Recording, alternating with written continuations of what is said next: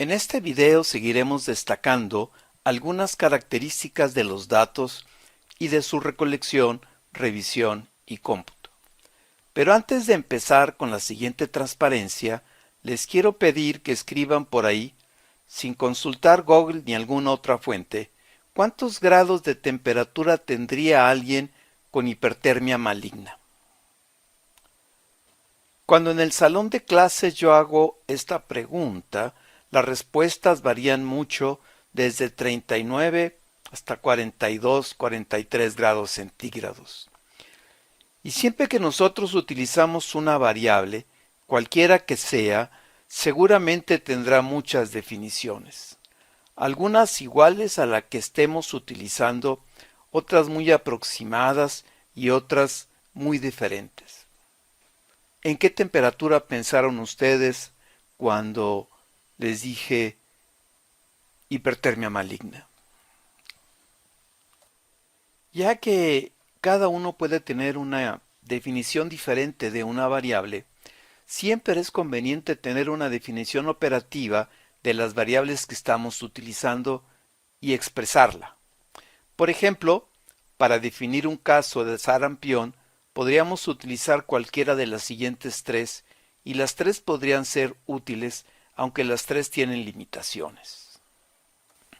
La mancha de Koplik en mucosa bucal es patognomónica de sarampión, pero es muy raro verla porque se presenta y desaparece antes de que el paciente presente el exantema característico del sarampión. La presencia de exantema maculopapilar de 3 o más días de duración y fiebre más cualquiera de tos, coriza o conjuntivitis es una buena definición de caso probable, pero otros padecimientos como rubiola y dengue, entre otras afecciones, tienen las mismas manifestaciones. Por último, la inmunoglobulina M específica para virus del sarampión se detecta en sangre mucho después de que el paciente se recuperó del sarampión y no tiene una utilidad práctica en el diagnóstico durante la fase crítica de la enfermedad. Así que siempre es conveniente que definamos operativamente las variables y que mantengamos ese concepto a lo largo de nuestro trabajo y presentación. De esa manera, todos los que nos escuchen o nos lean sabrán a qué nos estamos refiriendo. Otro aspecto muy importante de las variables es su clasificación en variables cualitativas o cuantitativas. A su vez, las variables cualitativas se clasifican en nominales y ordinales, mientras que las cuantitativas se clasifican en discretas o continuas. En las variables cualitativas nominales, la característica se define por un nombre o etiqueta, sin que pertenecer a una categoría implique ser más o menos que la categoría definida por otro nombre o etiqueta diferente. Como ejemplos de variables nominales podemos mencionar al sexo, la ocupación y el lugar de nacimiento. Porque ser hombre no significa ser más o menos que ser mujer. Ser ingeniero define una actividad diferente, pero no menos importante que ser médico o conductor. Y nadie que naciera en un estado fronterizo es menos mexicano que otro que nació en los estados del centro del país. Las variables cualitativas ordinales se caracterizan porque pueden recibir algún orden subjetivo, es decir, se puede asumir que una característica es más o menos que las otras, pero se desconoce qué tanto más o menos. Los ejemplos van desde la magnitud del dolor, el acuerdo con una afirmación, hasta la percepción del calor. Generalmente los expresamos en una secuencia numérica como la escala de Norton o la escala de Glasgow, pero, aunque se expresen mediante números, siguen perteneciendo a la escala ordinal. Las escalas ordinales pueden ser tan breves como 2 categorías o tener más de 10. Lo que las caracteriza es el orden en que están esas categorías y que ese orden y la distancia entre cada categoría es completamente subjetivo. Las variables cuantitativas discretas son aquellas cuyos valores están separados entre sí por una cantidad determinada y la unidad no puede ser fraccionada. Tal es el caso del número de consultas, el número de alumnos, el número de peatones, el número de vehículos o el número de consultorios. Estas unidades no se pueden fraccionar.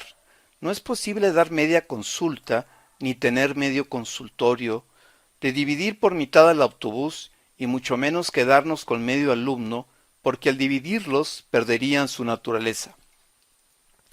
Podremos tener un consultorio más o menos equipado, dar una buena consulta o una consulta deficiente, pero siguen siendo un consultorio y una consulta.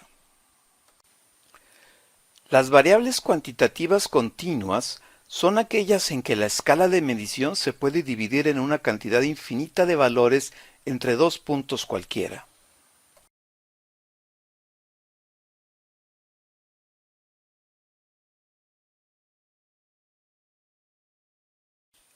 Como es el caso de la longitud, el área, el volumen, el peso y el tiempo.